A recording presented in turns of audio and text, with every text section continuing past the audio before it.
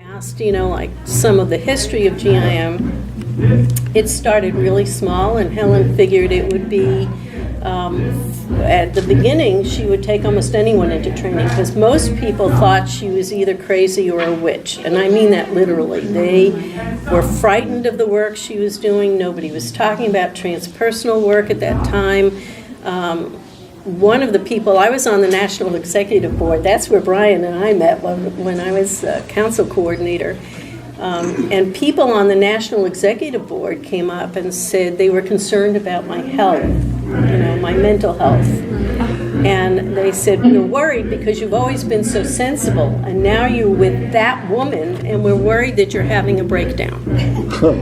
And I said, no, not so much. I'm still okay. And of course, then they thought that I was having a breakdown because I thought I was okay. So there was no way out of that at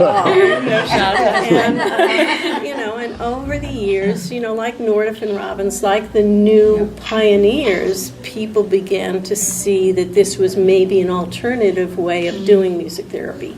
In those days, it was that. You were trained to do anything with any population in any way, and KU at that time, they say it was behavioral. I never got that from KU, so I don't know what kind of mindset I was in, but it was not a time for transpersonal work.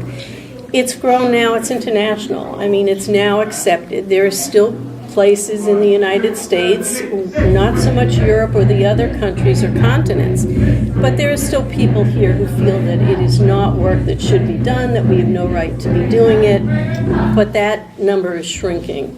And, as transpersonal psychology is growing in the forefront of people's minds.